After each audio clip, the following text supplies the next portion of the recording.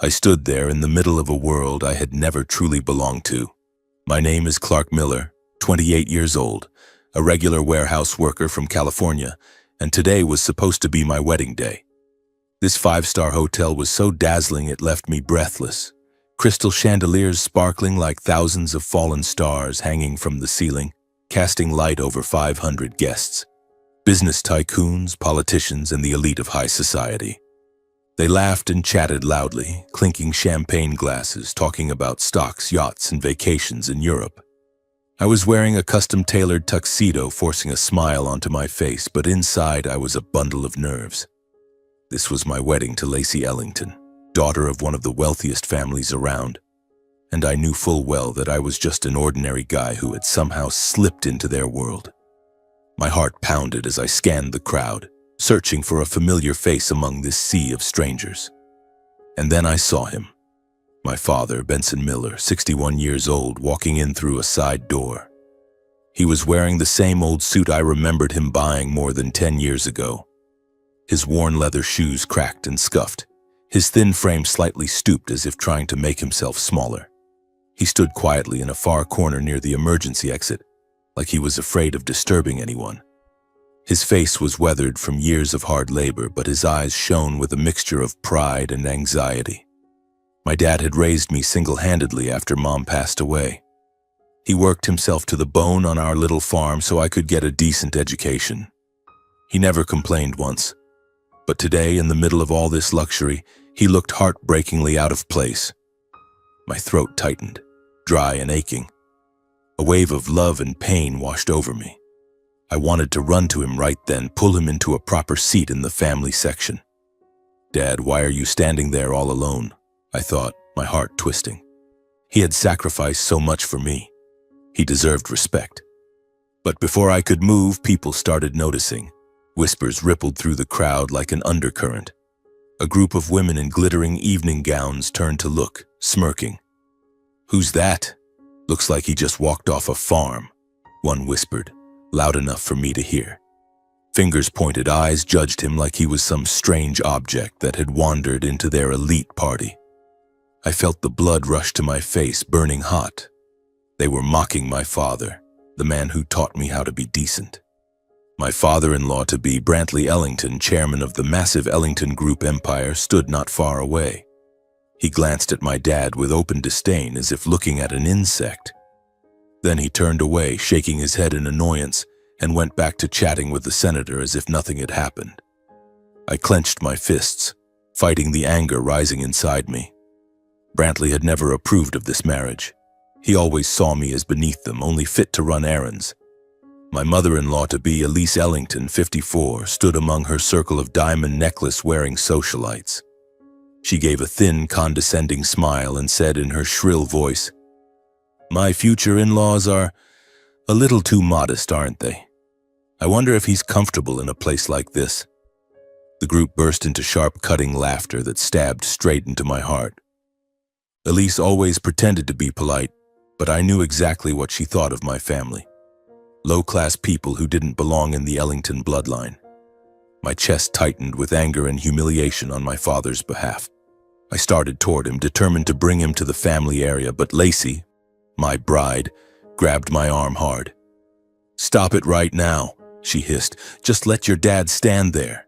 Don't make a scene. Today is supposed to be our day."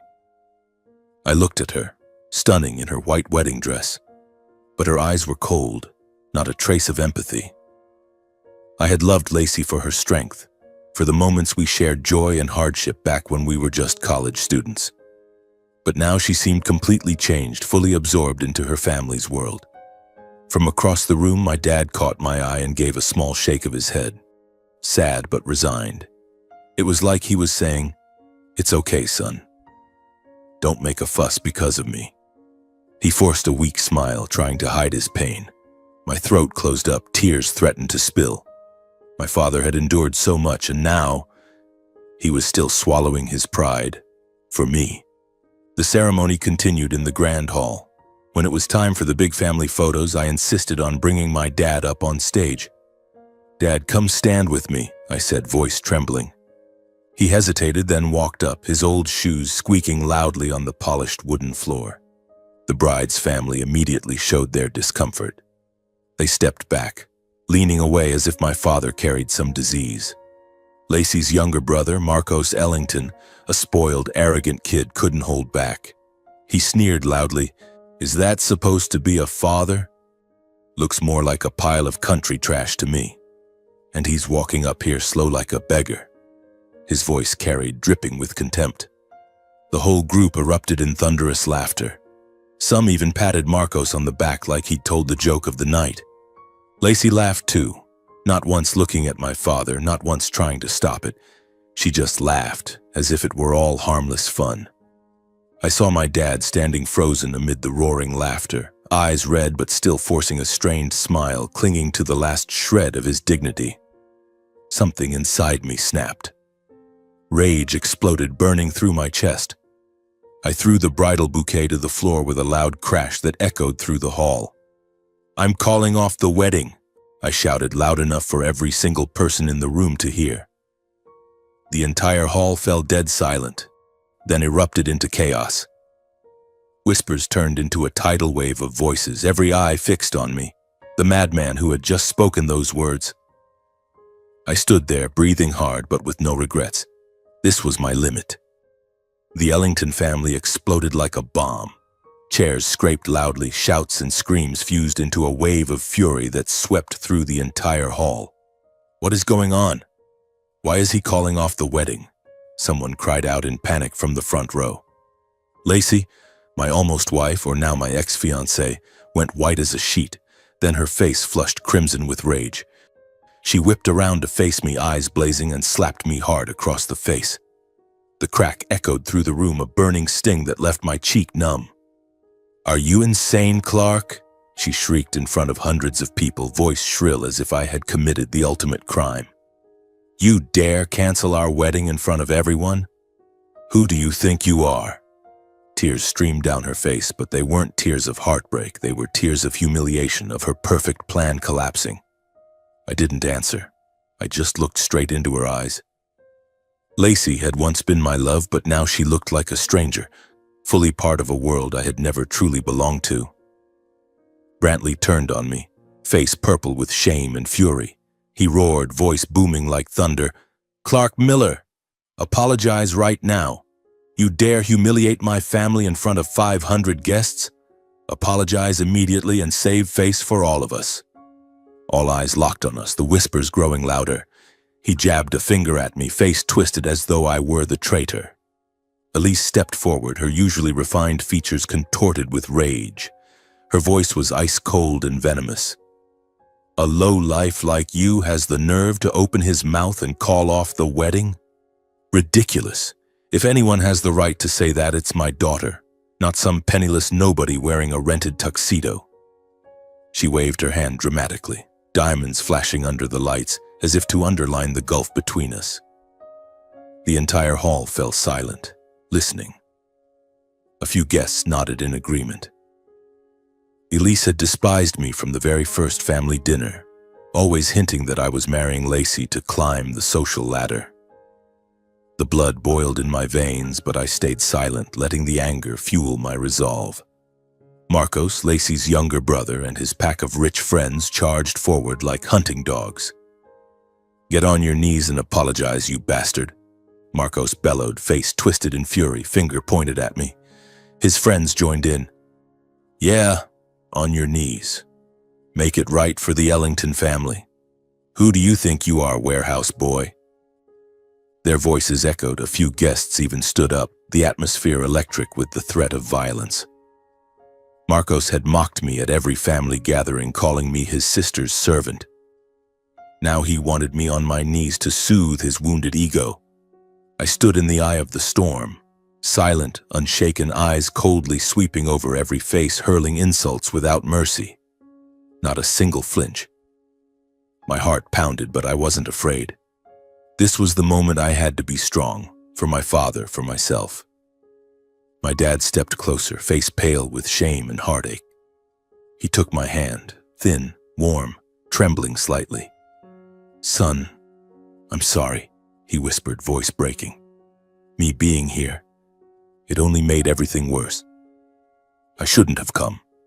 Don't ruin your future because of me. He tried to smile and shook his head as if to reassure me, though his old eyes still carried the quiet endurance he'd worn his whole life. I looked at him and saw nothing but sacrifice. Years of backbreaking work, raising me alone after Mom died. He never asked for anything, only wanted me to be happy. My chest tightened, years of bottled-up emotion rising to the surface. Tears threatened, but I held them back. Dad, I know what I have to do, I whispered, voice shaking. I spun toward the Ellingtons, rage erupting like a volcano. I roared loud enough to silence every shout. You can insult me, treat me like trash, I'll take it all, but my father is the one line you do not cross. My voice thundered through the hall, drowning out the jeers. The entire crowd froze, stunned into silence. Lacey covered her mouth, eyes wide with horror. Brantley stood rigid, face ashen. Elise took a step back, hand trembling. Marcos's mouth hung open, speechless. I stood tall, not shaking, face burning with pain and fury. My chest heaved, but for the first time in my life I felt free. I was no longer afraid of their world. I declared once more, firm and unshakable, this wedding is over, right here, right now. I will never trade my respect for my father for your cheap prestige. My voice rang out clear as a vow. The hall erupted again, but this time with shocked murmurs and even a few looks of reluctant respect. I turned to my dad, voice thick but resolute. You did nothing wrong. You're the best man in the world. Then I took his hand and led him off the stage, past hundreds of stunned faces. We walked down the aisle between the rows of seats, whispers trailing behind us like a breeze. Behind us, the Ellingtons' fury, humiliation, and chaos exploded like a storm. Lacey sobbing, Brantley shouting for security, Elise screaming about lawsuits. But I didn't look back. We stepped out of the hotel into the cool California night, leaving that glittering world behind. In that moment, holding my father's hand as we walked out of the hall, I felt an enormous weight lift from my shoulders. The air outside was fresh, carrying the faint scent of the ocean, nothing like the suffocating atmosphere inside. Dad walked beside me, steps slow, but his grip on my hand tightened. Son, are you sure? He asked quietly, voice full of worry. I nodded and smiled, the first real smile since everything began. I'm sure, Dad, and I don't regret it. We got into my old beat-up car parked in the lot, not one of the Ellingtons' limousines. The engine rumbled to life and we drove off into the night, leaving the wreckage of the broken wedding far behind. I drove through the night, the endless California freeway stretching out beneath the dim yellow streetlights. Inside the car, a heavy silence reigned. Only the low rumble of the engine and the wind whistling through the cracked window. My father sat in the passenger seat, head resting against the glass, his weary shoulders slumped as if carrying the weight of a lifetime of hardship. I glanced over at him. His eyes were quietly fixed on the darkness outside, filled with gratitude and worry. We were silent the whole way, each lost in thoughts too heavy to voice. My heart was still pounding from the tension back at the venue, but beneath it burned a dull, indescribable sadness. I had called off the wedding, walked away from a future I once thought was my dream. Yet why did I feel so relieved? Deep down, I knew this was the right choice. The images from the wedding replayed in my mind like an old film in slow motion. My father standing alone in the corner, the mocking laughter, Lacey's slap of Brantley shouting. They hurt, but they also pulled me back to the very beginning with Lacey. The truth is, our love had started out beautiful. I remember that afternoon on campus so clearly. She literally ran into me because of my honesty. Back then, I was just a broke college kid working nights in a warehouse to pay tuition. Lacey, rich girl, golden hair, radiant smile, was rushing to class and collided with me. Oh my God, I'm so sorry. I was running too fast. Are you okay? She laughed, then stopped and really looked at me. We talked, and that was the beginning. She said she loved how kind and simple I was. "You're nothing like the arrogant guys here," she whispered on our first date, sitting on the beach. We held hands on the sand, listening to the waves. I told her about my dad, about our simple life in the countryside, and she listened with shining eyes. "When I'm with you, I feel like I can be myself," she said. And I believed her. Our love grew, from late-night texts to weekend getaways. But the moment I stepped into her world, everything changed. The Ellingtons never accepted me. From the start, they opposed our relationship, claiming I was beneath them, not worthy of their name. Lacey was the princess of the Ellington Group empire. I was just a warehouse worker from rural California. To them, I was a temporary amusement, a fling before she settled down with someone suitable. I still remember my first visit to their Beverly Hills mansion. Pool, manicured gardens, everything screaming money. I wore my best clothes, but I still felt out of place among the priceless furniture. Brantley Ellington greeted me with a cold handshake, then pulled Lacey aside to whisper something. After dinner, he called me out to the balcony, voice dripping with contempt. "What exactly do you think you can offer my daughter? Lacey deserves someone far wealthier. You're temporary." He pointed at me like I was a low-level employee. I swallowed the insult and stayed calm, but his words cut deep. From then on, every meeting was the same. My daughter needs a man with status, not someone covered in warehouse dust. Elise Ellington was subtler, but no less cruel. She kept up polite smiles when greeting me, but always found ways to humiliate. "Clark, that outfit is very casual, isn't it? Let me introduce you to our family tailor," she said at a party in front of her friends. Or another time when I mentioned my job. A warehouse worker? How interesting. But Lacey needs someone with real ambition, you know. She implied I was marrying up a gold digger. I endured it, for Lacey. But every comment left a scratch, making me wonder if love was enough. They even presented me with a thick prenuptial agreement to protect their assets. It was a stormy evening in Brantley's lawyer's office. The black leather folder on the table was full of complicated clauses. I would have no claim to any Ellington property. If we divorced, I'd leave with nothing. "It's just standard procedure, Clark," Lacey said, avoiding my eyes. Brantley sat there, voice cold. "Sign it. Prove you love my daughter for herself, not her money." I felt humiliated, like they saw me as a thief. My hand shook as I held the pen, but I signed, thinking love would make it worth it. Now behind the wheel, I realized that was my first mistake. They never trusted me. And Lacey, she didn't either. Lacey had been so confident, certain that with her family's power and my soft heart, she could mold me into what they wanted. "You just need to change a little, Clark. Dress better, talk smoother. I'll help you," she'd say on later dates. She dragged me to high society parties, taught me how to hold a wine glass, how to greet people. I tried. For her. But deep down, I felt myself disappearing. She was sure I'd eventually accept my place, a dependent husband living within the boundaries she set. "Don't worry. My parents are tough, but once you adjust a bit, they'll come around," she'd smile, hugging me.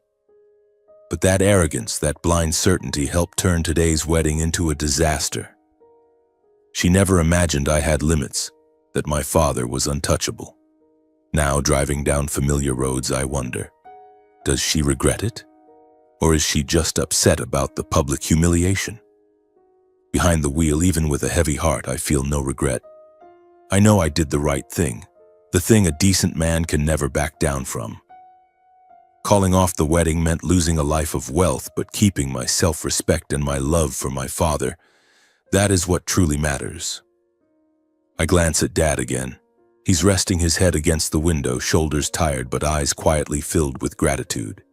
He doesn't speak, but that look says everything. "Thank you, son, for choosing me." Warmth fills my chest, and I'm more certain than ever that today's choice was the only one I could have made. We've been through so much together. Mom's death, years of poverty, and now this storm. My father is my rock, and I will never let anyone hurt him again. The car speeds through the night, leaving behind the glittering lights of the ruined wedding. and the life I never truly belonged to. The road home to Dad is getting closer, small houses appearing under the moonlight. I remember the last time I was here before the wedding when he asked, "Are you happy, son?" I nodded then. But now I know what real happiness is. It's not mansions or luxury cars. It's this moment beside my father, free from fake chains. The car rolled to a stop in front of the familiar little house where my father had lived alone for so many years. It was an old wooden cottage with a patched-up shingle roof, a faded white picket fence, and a neat vegetable garden in the backyard. Warm yellow light spilled from the windows, greeting us like an embrace. I turned off the engine and stepped out. The cool night air rushed in, carrying the scent of damp earth and leaves.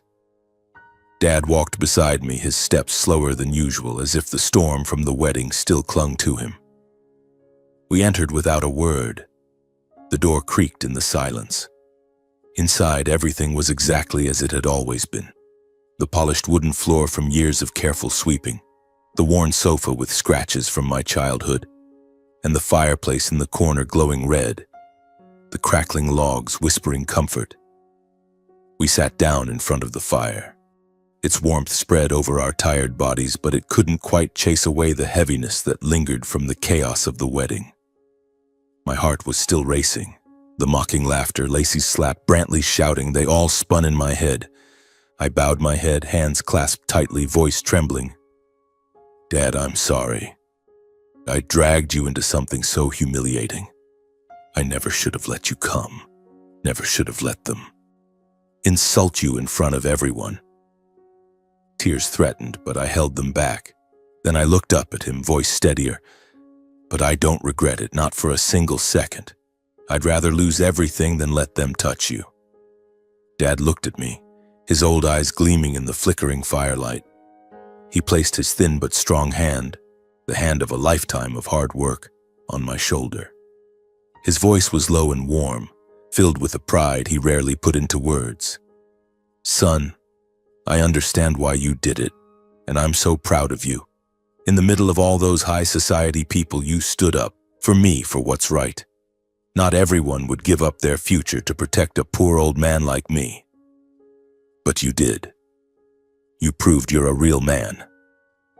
He squeezed my shoulder harder, a gentle smile spreading across his face.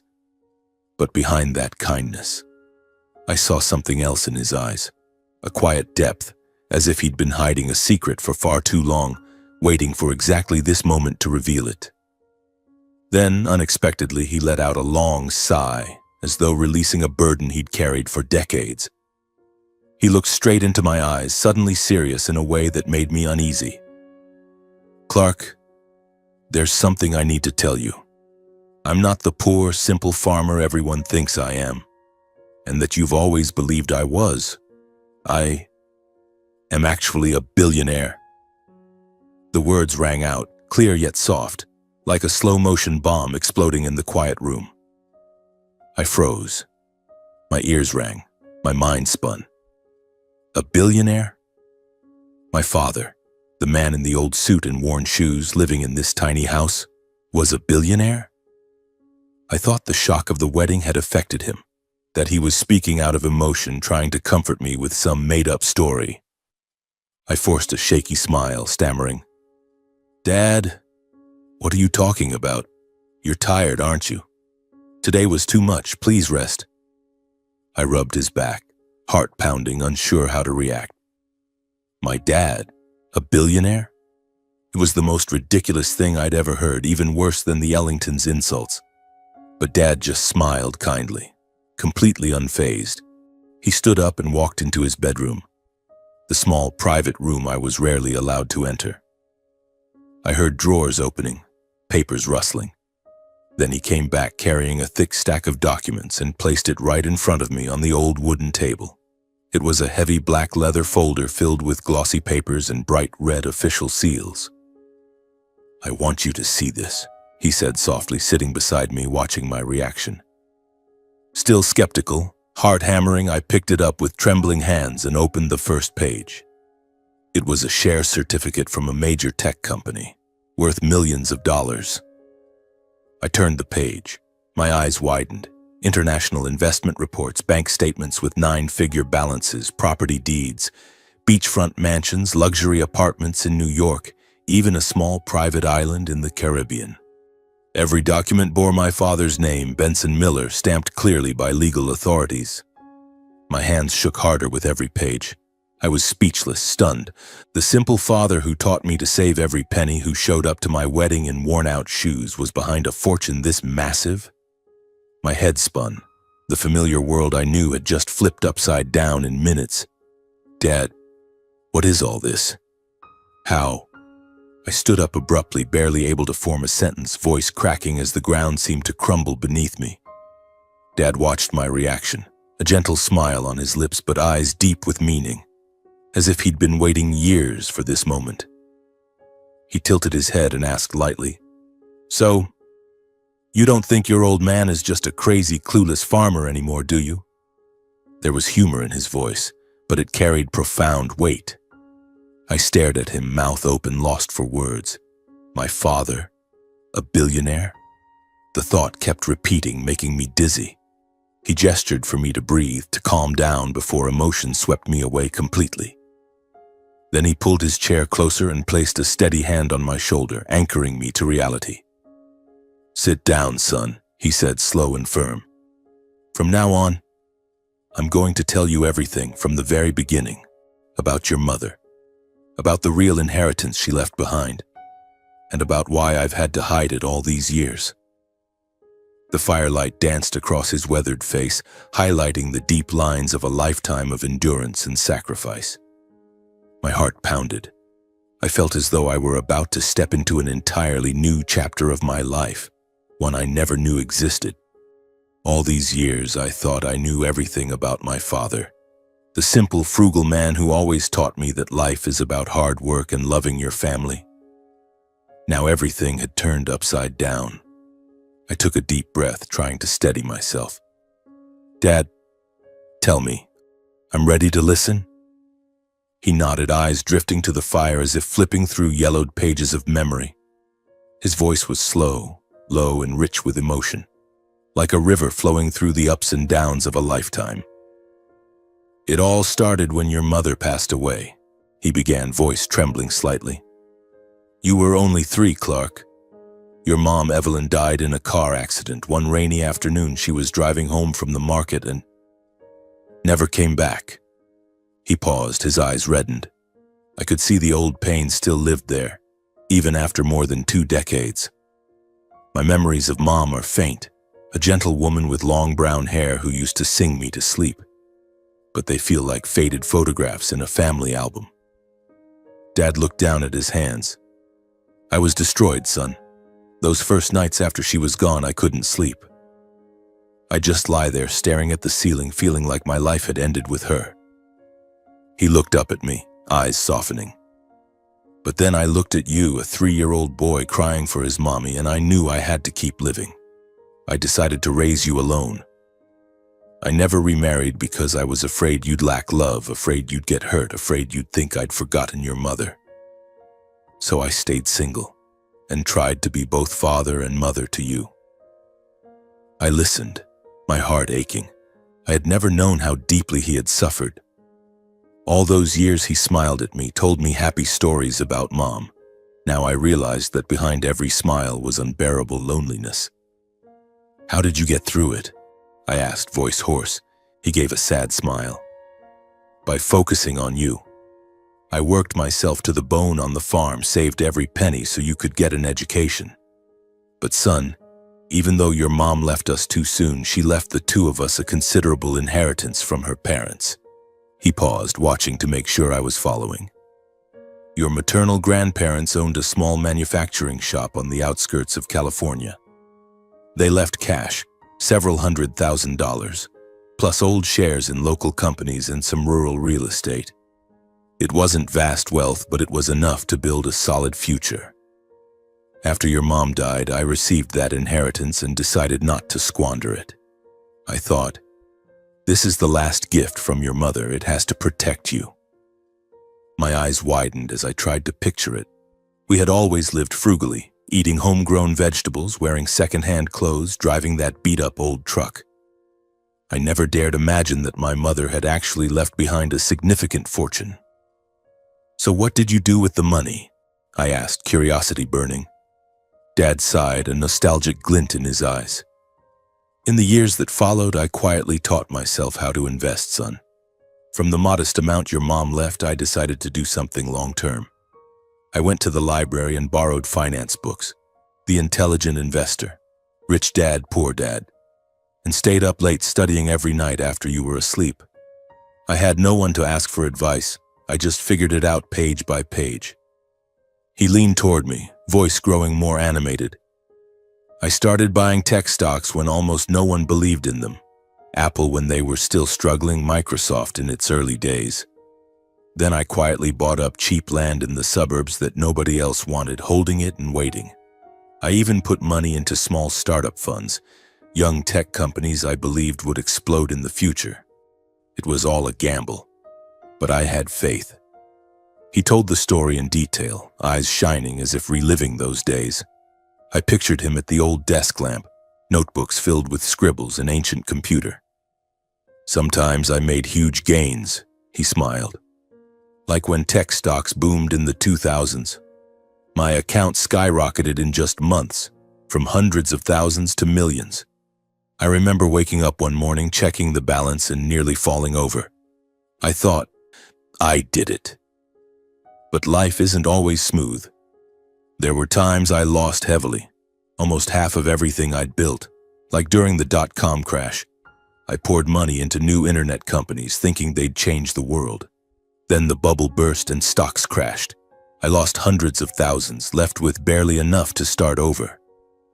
Those nights I sat alone, wondering if I'd been too reckless. I listened, on the edge of my seat like it was a movie. "How did you feel then?" I whispered, hands clenched. Dad shook his head with a sad smile. "It hurt, son. I thought of you, of our future, and I was terrified of losing everything." He paused, then continued, voice slow but resolute. "But those failures made me more careful. I studied finance even deeper, reading the Wall Street Journal every day, following economic news, even quietly joining online forums to learn from others. I stayed up all night researching markets, analyzing charts, learning about risk and protecting capital. Finally, after decades of patience and steady steps, his wealth grew exponentially, from millions to tens of millions, then hundreds of millions. And now my father's total net worth exceeded $1 billion. I sat frozen, trying to process it. Dad, the man in old shirts driving a rusty truck, was a billionaire? "Why did you hide this from me, Dad?" I asked, voice shaking. He looked at me for a long moment, then spoke slowly, voice deep and heavy with meaning. "I hid it because I wanted you to grow up normal, Clark. I deliberately lived like a poor man. Old clothes, old car, no showing off so money wouldn't corrupt you. I've seen too many rich kids ruined by excess, and I was terrified you'd become like that. I only wanted you to keep your kindness, honesty, and love for family."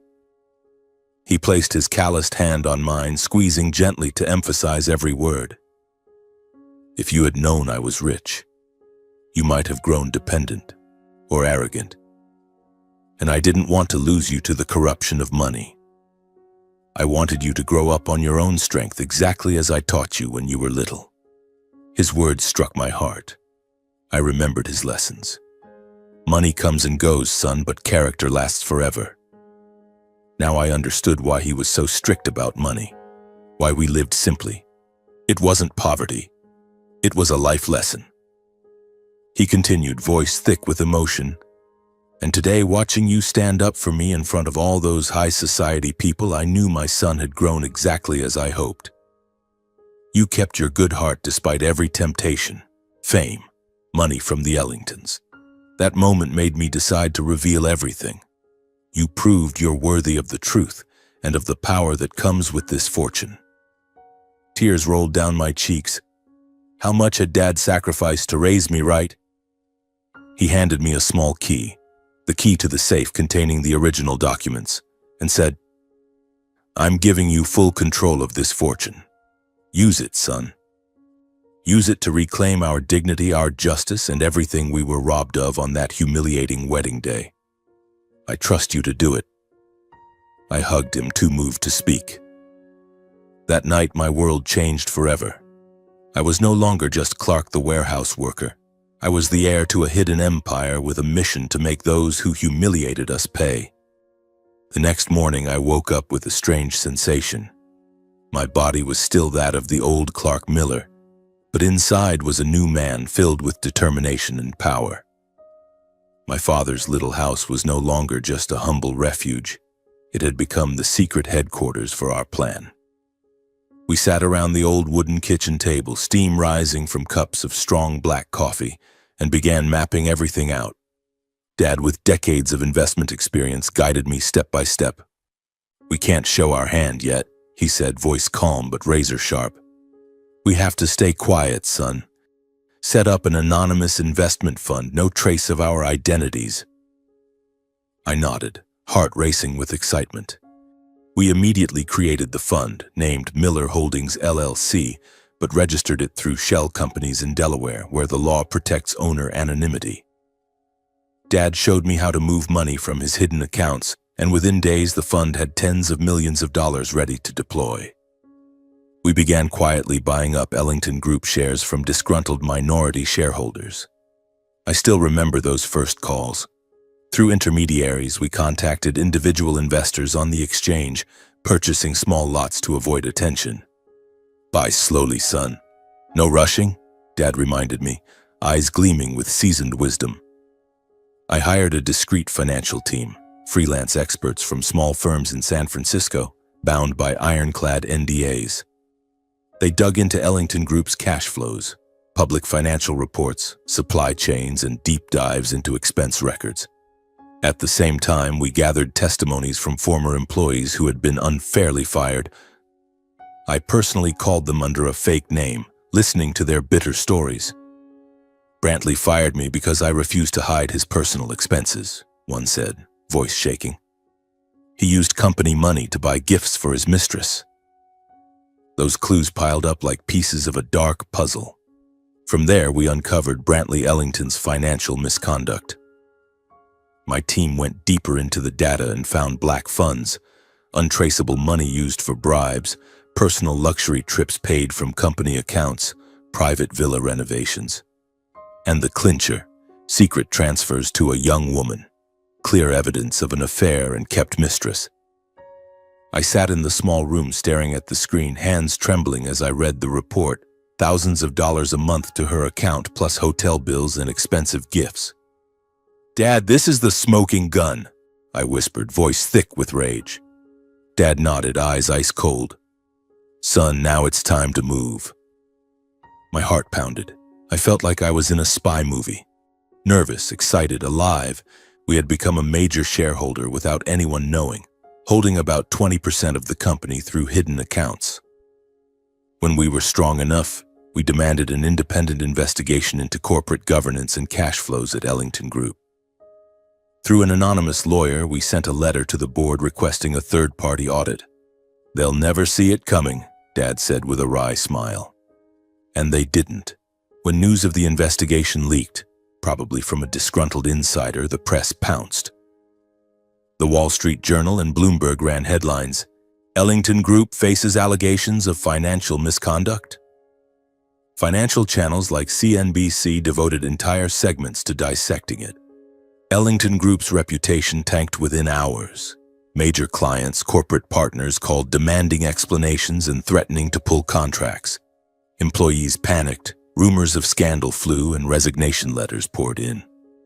I watched it all on my screen, pulse racing. "They're panicking now, Dad." The Ellington family reacted exactly as we predicted, furiously. Brantley raged at an emergency press conference, face purple, slamming the table. "This is a vicious smear campaign. We will sue whoever is behind it." He hired lawyers and private investigators to hunt down the mastermind. Marcos, the arrogant little brother, went on X and LinkedIn ranting, "This is economic sabotage by our enemies. Ellington Group will not fall." He posted nonstop, begging for support, but only got mocked in the comments. Brantley called an emergency board meeting, but the atmosphere grew more toxic by the minute. They sat around the polished table at headquarters, shouting at each other, clueless about who had triggered the investigation or which major shareholder was demanding it. "Who's behind this? How did we not know?" Brantley roared, slamming the table. The executives looked at each other in confusion. When the independent auditors presented their preliminary report, the dirty expenses spilled across the table. Black funds, personal charges, payments to a mistress. Shareholders erupted, pounding the table. "Brantley, explain this now. That's our money, not yours." Some demanded his immediate removal, voices shaking with fury. Several shareholders called for a vote of no confidence while major outlets ran non-stop coverage of Brantley's financial and personal scandals. Forbes, Ellington Group chairman accused of affair and corporate fund abuse. Elise and Lacey barricaded themselves in the mansion, too ashamed to leave as paparazzi camped outside the gates, shouting questions. Ellington Group stock plummeted over 3 straight days. I watched the chart on my screen, heart pounding. From $50 to $30, then $20 a share. Small shareholders panicked and dumped their holdings. Seizing the moment, our fund launched a takeover bid, offering to buy controlling shares at the fire sale price of just $15 each while the market was in chaos.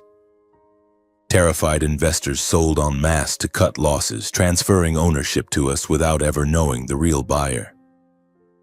"They're walking right into the trap," Dad whispered, eyes blazing. Brantley desperately called old investor friends, begging for rescue, promising huge returns. But no one would touch it with the scandal everywhere. "Sorry, Brantley, your stock is too toxic right now," one old friend said before hanging up. He sat alone in his office, pale and sweating. In just weeks, Ellington Group plunged into a full-blown crisis. Reputation in tatters, finances drained, stock in free fall. Control was quietly slipping into the hands of the mysterious shareholder they still hadn't identified. Me, Clark Miller. I sat in my father's small house, eyes glued to the computer screen, heart pounding like war drums. The past few weeks had been a whirlwind. Late-night calls with the financial team, sleepless nights poring over data, and now the killing blow was almost here. Dad sat beside me, his cup of coffee long gone cold, eyes shining with steely resolve. "Son, it's time we face them," he said, voice low and warm but full of determination. We had secured 51% of the shares through our anonymous fund, total control. After the endless scandals, black funds, affairs, financial abuse, Ellington Group had no choice left. They were forced to accept our rescue takeover offer. An emergency shareholders meeting was called at their California headquarters, drawing hundreds of shareholders, reporters, and business partners. The day arrived. We drove there, the salty California sea breeze blowing through the windows. My heart was racing, hands gripping the steering wheel. "Nervous, Clark? Afraid of something?" Dad asked. I shook my head. "Not afraid, Dad. Just excited. They treated us like trash. Now they'll see." He placed a hand on my shoulder. "Remember, son, not blind revenge. Justice." His words calmed me, but deep down the anger still burned. Memories of the laughter mocking my father, Lacey's slap, Marcos's sneers. This was the moment to take everything back. Ellington Group headquarters was packed. Hundreds of shareholders crowded the grand conference hall, whispers buzzing like a disturbed hive. Reporters from the Wall Street Journal, Forbes, even CNN lined up cameras and microphones. Major business partners sat in the front row, faces tense over hanging contracts. The air was thick with coffee and nervous sweat. We waited in a side room, catching fragments of the noise. The board secretary, a middle-aged woman we had contacted earlier, whispered over the phone, "Everything is ready." My pulse hammered harder. It felt like standing at the edge of a cliff about to leap. Brantley Ellington appeared first, walking onto the stage with a strained face and dark circles under his eyes from sleepless nights. He tried to maintain his usual authority, black suit gleaming, but his hands shook holding the microphone. Elise followed, attempting elegance with her hair in a high bun and diamond necklace, but unable to hide her exhaustion, sunken cheeks, red eyes. Lacey trailed behind, head down, hair messy, no longer the poised heiress. She looked drained, as if the scandal had sucked the life out of her. Marcos stormed in behind them, face twisted in rage, clutching his phone like he was ready to post another rant. The meeting began. Brantley stammered about a temporary crisis and recovery plans. Then the board secretary stepped forward and announced into the microphone, "Ladies and gentlemen, the Anonymous Investment Fund, currently the majority shareholder, has informed us that their highest representative will personally attend to announce the transaction." The hall erupted in whispers. "Who is it?" "A secret billionaire," one shareholder muttered. "A hostile competitor?" another guessed. Reporters raised recorders, eyes gleaming with anticipation. The tension was suffocating. Everyone speculated about the mastermind behind the takeover. Brantley wiped sweat from his brow, face pale, forcing a smile. "We will welcome them and discuss fairly." The doors opened, and we walked in. I stepped forward first, Dad right behind me, our footsteps firm on the polished wooden floor. Instantly, many shareholders looked puzzled, whispering, "Who are they? Never seen them before." But the Ellingtons froze. Eyes widened in horror, then twisted into mocking laughter, thinking it was a joke. Lacey covered her mouth, face white as a ghost. Elise shook her head, voice shrill. "What is this? Why are they here?" Marcos shot to his feet, pointing straight at me, face crimson. "What the hell are lowlifes like you doing here? This is a shareholders' meeting, not your warehouse." His voice echoed with the same contempt as on wedding day. Brantley coldly ordered security. "Get these nobodies out of here. We're wasting time." Guards moved in, but I stood still, eyes sweeping coldly over them. My heart pounded, but I wasn't afraid. This was the moment I had waited for. The board secretary immediately declared into the microphone, voice ringing clear, "Ladies and gentlemen, Mr. Clark Miller and Mr. Benson Miller are the legal representatives of the Anonymous Investment Fund, the majority shareholder holding 51% of Ellington Group." The entire room went dead silent, as if doused with ice water. A few seconds of stunned stillness, then an explosion of gasps and murmurs. Cameras flashed nonstop. The sound of shutters filled the air. Shareholders who had sold to our fund went pale, mouths agape, realizing the people they had mocked at the wedding were now their new owners. "That's the father and son from the wedding," someone whispered. "My God, they've taken over." I stood there, staring straight into Brantley's eyes, a wave of satisfaction surging through me. Brantley turned ashen, losing control and shouting in denial, "Impossible! This is a conspiracy. A fraud. I'll sue you both." His voice cracked, face contorted. Elise staggered as if about to faint, clutching a chair, eyes glazed with shock. Lacey covered her mouth, tears streaming, unable to believe it. "Clark, how could you?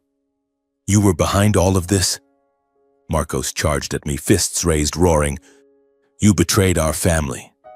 You dared humiliate us in front of the world, you bastard." Security grabbed him and dragged him back, turning the hall into chaos, shouting, chairs scraping, reporters shoving for photos. I calmly stepped onto the stage, voice firm. "Our fund has completed the acquisition of the majority stake. As of today, operational control passes to me." I presented the facts briefly, how we had saved the company from collapse, our recovery plan. Many shareholders stood and applauded, nodding in approval. One even shouted in support. Reporters filmed non-stop, capturing this historic moment. Brantley made one last desperate stand, face purple, finger jabbing at me. "You manipulated everything. You destroyed my company. This is a crime." But I only smiled coldly and laid out the evidence. Black funds, payments to his mistress, irrefutable proof. "This is what you did, Brantley. I didn't destroy anything. You dug your own grave." The hall erupted in outrage. "Strip him of power. He can't lead another second." The meeting ended in pandemonium. The Ellingtons were stripped of all authority, Brantley dragged off the stage amid jeers, Elise sobbing, Lacey collapsing into a chair, Marcos restrained by security. I was officially elected interim chairman to thunderous applause. Clark and Benson Miller walked out of the hall under a storm of camera flashes, now the undisputed new owners of the empire that once humiliated them. In that moment, with flashes lighting up my face, I felt every burden lift from my shoulders. Dad took my hand, smiling with pride. But the journey wasn't over. This was only the beginning of their complete downfall.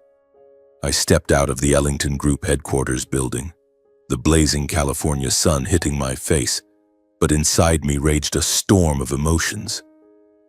My father walked beside me, his hand gripping my shoulder tightly, as if to keep me steady amid the thronging crowd.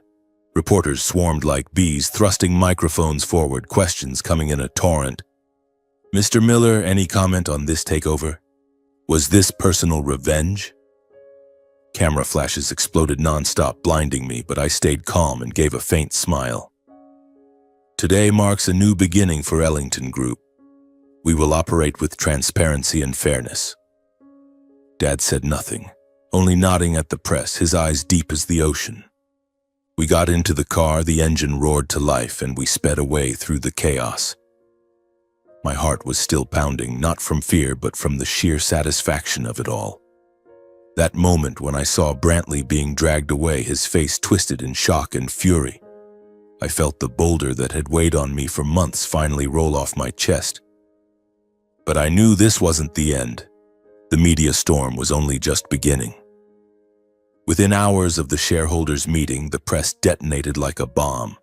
Headlines spread across the internet. Ellington Empire seized by mystery shareholder. Wall Street Journal. Ethical scandals topple a power dynasty. Forbes. Countless articles on CNN, Bloomberg, and more. They dissected every detail. Brantley's black funds, the affair, and my sudden appearance. The warehouse worker once humiliated at his own wedding is now the new boss. Social media exploded. #EllingtonFall trended overnight. I sat at Dad's computer, scrolling through the articles, a bittersweet ache in my chest. Overnight, the Ellington name had fallen from the heights of high society into public ridicule. I remembered the wedding day, how they laughed at my father like he was a beggar, and now they were tasting that same humiliation. "See, son," Dad whispered beside me. "Justice always comes, even if it's late." Brantley was immediately placed under investigation. Regulatory bodies, the SEC, the FBI, jumped in armed with the evidence we had supplied. The press exposed every dirty expense. Private jets paid for with company money, lavish bribes disguised as gifts, and especially the payments to his young mistress, barely older than Lacey. Leaked photos of their secret meetings surfaced, along with monthly bank transfers in the tens of thousands. "Brantley Ellington, from tycoon to fraud?" screamed the New York Times headline. He lost all credibility with the public and his partners. Former investors turned away. Business deals were canceled en masse. Elise faced a vicious backlash from the elite socialite circle. Former friends who once fawned over her now tore her apart online. "Letting a scandal like this happen in your own house. How shameful," one posted, and it spread like wildfire. Luxury brands, Chanel, Louis Vuitton, immediately cut ties and canceled charity events she chaired. Elise, the woman who once sneered that my father was far too modest, now hid inside her mansion, avoiding all social functions. Paparazzi camped outside the gates, snapping photos of her through windows, haggard and broken. Marcos, the arrogant little brother, had his old videos dug up, clips of him flaunting yachts and supercars while mocking the poor. "Country bumpkins like that are only fit to be servants." They went viral on TikTok and Reddit. He became a laughingstock. The talentless heir of Ellington Group shows his true colors. Memes flooded the internet. His desperate apology posts were drowned in mockery. He once called my father country trash. Now he was the one society had thrown away. I watched from afar, nervous, yes, but satisfied. Not malicious joy, but the feeling that justice was being served. Lacey suffered the worst public shaming. The wedding video of her laughing at my father was clipped and paired with footage of her sobbing at the shareholders' meeting, becoming a viral meme. From mocking others to collapsing in tears, life comes back around fast. Old friends abandoned her. Her Instagram was shut down from hate comments. The Ellington family, once California's untouchable elite, became the wreckage of a fallen empire. Society turned its back. The media dissected their private lives. Friends fled like the plague. Their honor was shredded. Every door of power slammed shut. No more invitations, no more deals. Only isolation inside a mansion that now felt like a prison. While the Ellingtons drowned in chaos, their reputation torn to pieces and their old system collapsing with them, I realized this was the moment to act, to save the company from the ruins they left behind. As interim chairman, I couldn't let Ellington Group go bankrupt. Thousands of employees depended on it, and I wasn't a destroyer. I walked into the chairman's office, the huge room with a panoramic city view where Brantley once sat in arrogance, and got to work. Dad advised from afar over the phone, "Rebuild it, son, but do it fairly and transparently." My heart raced with responsibility, but also with excitement at the chance. I appointed a new interim executive team, removing every Brantley loyalist involved in the misconduct. Directors who hid black funds, assistants who stayed silent. I fired them decisively in tense meetings where they begged, "Mr. Miller, please give me another chance." I shook my head. The company needs honest people. I brought in fresh ethical, financial, and audit experts from reputable firms. They entered with new energy, and hope began to creep in. I ordered a full top-to-bottom audit, every contract, every dollar. Late nights in the office under bright lights, my team and I sat around the table. "This project is bleeding money. Cut it," I said firmly, staring at the reports. I eliminated Brantley's wasteful vanity projects and preserved the solid foundations, tech and real estate divisions with real potential.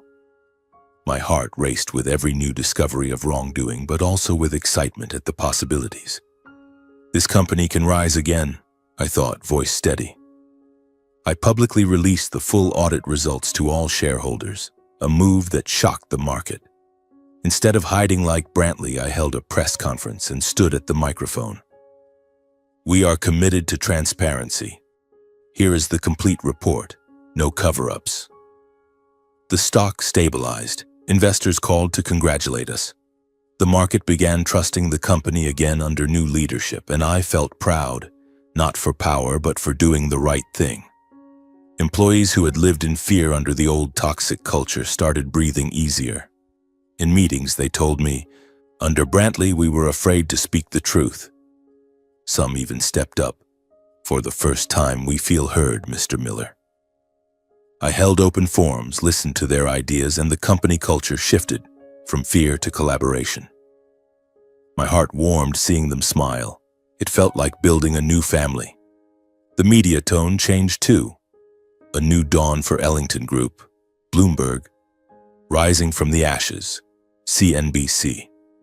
Clark Miller became a business sensation. Constant interviews, profiles praising the warehouse worker turned CEO. I smiled to myself, remembering when they looked down on me. Meanwhile, the Ellingtons were completely shunned by society. They barricaded themselves in their mansion, doors locked, avoiding press and former friends out of shame and total loss of status. Rumors spread they were selling assets to pay debts. Brantley faced prison. I didn't gloat, just felt justice.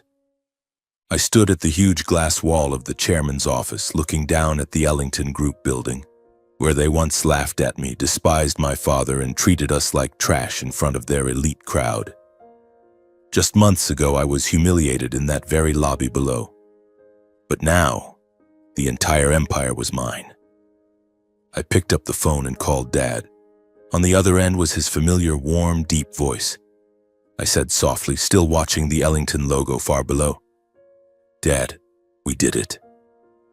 There was a brief silence. Then his gentle laugh rang out. "I'm prouder of you than ever, Clark." The chairman's office was vast, with a polished walnut desk and a panoramic view of the bustling city, now my domain. The late afternoon sun streamed through the windows, illuminating the stacks of papers on the desk, financial reports, new contracts, and plans for the future. I leaned back in the plush leather chair, took a deep breath, and felt like I was living in a dream. Just months ago, I was a warehouse worker who had been despised. Now I was Clark Miller, chairman of a corporation on the rise. But I knew none of it had come easily. After surviving the initial crisis, those first chaotic weeks of plunging stock prices and panicked employees, I threw myself into rebuilding the company with relentless determination. There was no time to celebrate or rest. I dove into the work like a hurricane. First came renegotiating strategic contracts. I reached out to the partners who had abandoned Ellington Group over Brantley's scandals, major Silicon Valley firms, investment funds from New York. "We're changing," I told them in video meetings, voice firm yet sincere. "Transparency is our top priority. Give us a chance to prove it." They were hesitant at first, but with Dad's quiet, razor-sharp guidance, I won them over. He called every night, analyzing the data. "Son, this contract has a loophole in the payment clause. Renegotiate it." He never appeared in public, but his advice was my compass. Thanks to him, we signed a deal with a major tech startup, bringing in tens of millions in fresh capital. I still remember the moment I signed that first contract. My hand trembling slightly on the pen, heart pounding with excitement. This is the turning point, I thought. And it was. The company began growing again. The first quarter's profit far exceeded market expectations, swinging from heavy losses to a 20% net profit. The stock started climbing from a low of $10 to $40 in just 3 months. The reputation that had been lost slowly returned. Clients called to congratulate us. Employees smiled when they saw me in the hallways. Business magazines ran non-stop stories about the Clark Miller phenomenon. The young man once humiliated by his almost in-laws, now leading one of California's fastest reviving corporations. I opened Forbes on my desk and saw the long feature with my photo in front of headquarters.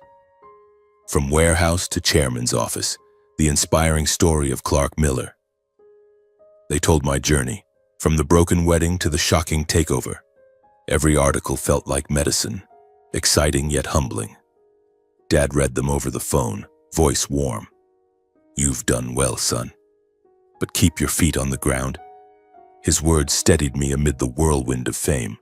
Once the foundation was solid, stable profits, loyal employees, I decided to hold a renaming ceremony, officially erasing the memory of Ellington Group. It was a beautiful morning in the company's grand auditorium, packed with hundreds of shareholders and partners. The air buzzed with anticipation, whispers, the scent of fresh coffee mixed with expensive perfume. I stood on stage, microphone in hand, heart pounding like the day I called off the wedding. "Today we close the past and open the future," I said, voice ringing through the hall. "From now on, the corporation will be known as Miller and Company Holdings, a symbol of transparency and sustainable growth." The applause was thunderous, endless. I looked down at the front row and saw Dad standing there, quietly watching his son put the final period on the empire that once humiliated him. His eyes glistened with tears, but they shone with pride, the old eyes now sparkling like stars. He said nothing, only nodded slightly, but that nod carried a lifetime of sacrifice. I choked up, nearly tearing up on stage. "Thank you, Dad," I whispered in my heart. The ceremony ended in cheers. After the renaming, Dad and I moved to a lakeside villa, one of his anonymous properties on the outskirts of California, surrounded by shimmering water and lush forest. For the first time, we had true peace. Mornings we fished by the lake, the gentle lapping of water, the smell of damp earth. Dad taught me how to bait the hook. "Patience, son. The fish will bite." Afternoons we reviewed financial reports in the spacious living room, sunlight filtering through the curtains. Evenings we sat by the fireplace talking about the future, global expansion, green tech investments. I set up an office for Dad, calling it the advisor's room. Big wooden desk, bookshelves full of investment books, and an old photo of Mom on the wall. "This is my thank you to you, Dad," I said, voice thick with emotion as I showed him in. You raised me from nothing and taught me that even when the world turns its back, we stand tall on our own values." He hugged me, voice trembling. "Son, I'm the lucky one to have you." Those moments filled me with quiet, overwhelming happiness. Life was no longer a battle. It was the peace we had earned. One peaceful afternoon, as I stood on the balcony watching the lake glitter under golden sunlight, the villa gate suddenly creaked open. The sound pulled me from my thoughts. I turned, and my heart clenched. Lacey stood there, face gaunt, hair uncombed and messy, eyes red from sleepless nights. She no longer looked like the heiress of old. No glamorous dresses, no sparkling jewelry, just a broken woman in an old shirt and worn jeans, hands trembling on her bag. She walked slowly toward me, looking so defeated it caught me off guard. "Clark, please let me see you one last time," she whispered, voice breaking as if expecting me to send her away. My heart raced, a flood of old emotions rising, not anger but a mix of memories. Lacey, the woman I once loved deeply, now stood before me like a ghost from the past. I stepped out to the gate, not angry, not hurt, just calm, like facing a familiar stranger. The lake breeze carried the cool scent of water, but the air between us was heavy. Lacey broke down the moment our eyes met, tears streaming down her hollow cheeks. "Clark, I've lost everything. Reputation, friends, status, all gone after the scandal. My family is destroyed. Dad is facing prison, Mom won't leave the house, and I can't sleep because that moment haunts me every night." She paused, breath shaking. "The moment I laughed at your father at our wedding, I don't know why I was so blind. Now when I think about it, I just want to disappear from shame. I'm truly sorry. I can't sleep from the guilt." Her voice cracked, eyes swollen. "I'm sorry, Clark. Not because I expect forgiveness or want you back. I know I have no right. I just needed to say it so I can breathe again. The guilt is eating me alive day after day." I looked at her for a long time, taking in every detail. Puffy eyes, ashen skin, trembling hands. My heart ached. I once dreamed of a life with her, beach dates, kisses under the moon. But then I remembered the wedding. Her careless smile when Marcos mocked my dad, the way she held my arm to stop me from making a scene. The pain was still there, but no longer sharp, just a healed scar. I took a deep breath and spoke gently. "Lacey, some things don't need revenge, they just need letting go. I've let go and you should too. I wish you a new life, one you truly belong to." She collapsed, sobbing into her hands in front of the lakeside gate, cries echoing in the evening breeze. I turned and walked back inside the villa without looking back, heart heavy, yet light. That was our final encounter, a closing of the old chapter. Dad stood inside behind the large glass doors overlooking the lake. He had watched the entire conversation but said nothing. No interference, no judgment. When I stepped in, he walked over and simply placed a warm hand on my shoulder. One gentle touch, but it carried pride, understanding, and the shared relief that we had finally escaped the shadows of the past. Dad and I walked out to the porch and sat by the water's edge. The lake shimmered in the orange-gold sunset. We didn't need words. The silence said everything. The evening breeze swept across the lake, carrying away the last echoes of that encounter. And in that moment, I knew. From here, a truly new life for father and son had begun. Just a few months ago, I was still Clark Miller, the ordinary warehouse worker humiliated in front of 500 elite guests. Now I am the chairman of Miller and Company. Holdings, a corporation rising from the ashes. Yet as I sit beside my father watching the sunset, I realize that all these changes are only surface level.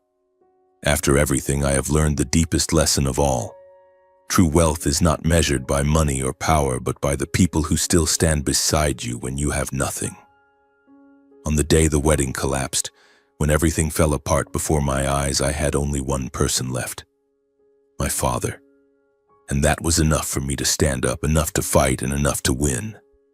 Dad was never rich in the conventional sense. He was rich in love, rich in quiet sacrifice. During those hard, poor years in our little wooden house, he never let me feel lacking. He taught me that a simple meal shared together is worth more than 1,000 banquets. And now, when we have everything, I treasure that lesson even more.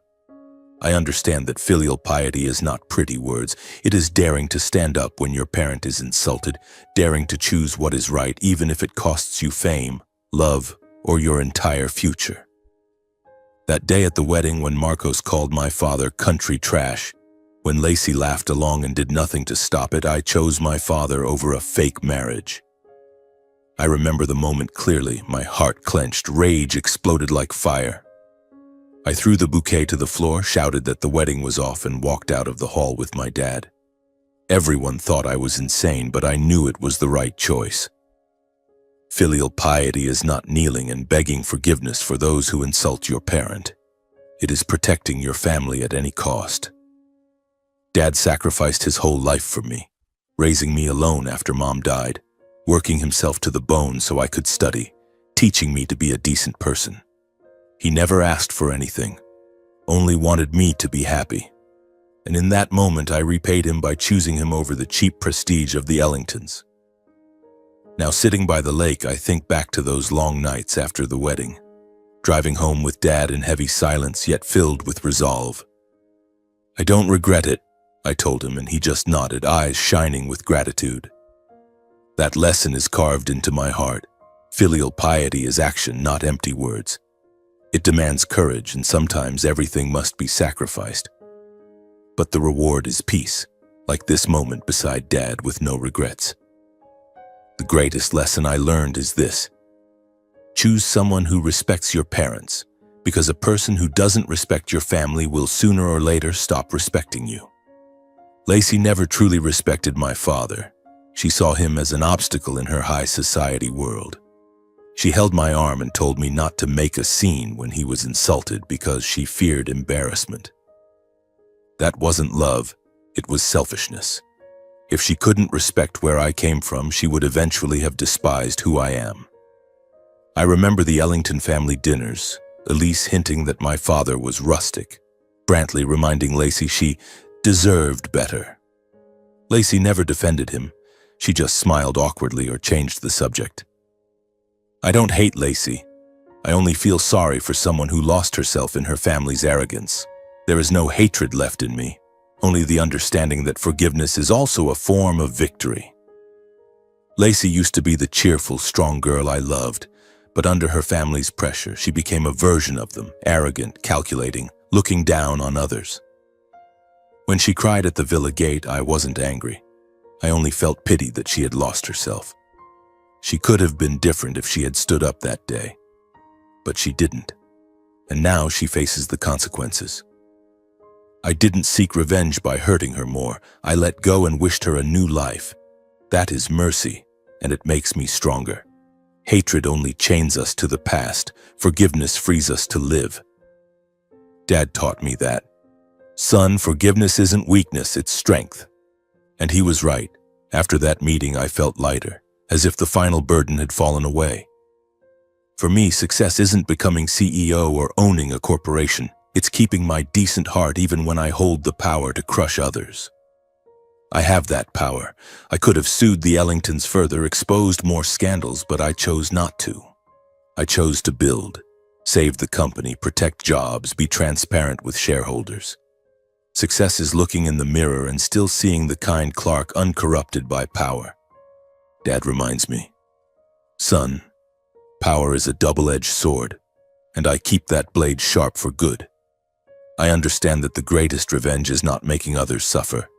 It is building a life so happy that they have to lower their eyes whenever your name is mentioned. I don't need to see the Ellingtons in pain to feel satisfied. I only need to live well, beside my father running a successful company, and let them hear the name Miller and Company and regret. That is the most refined revenge.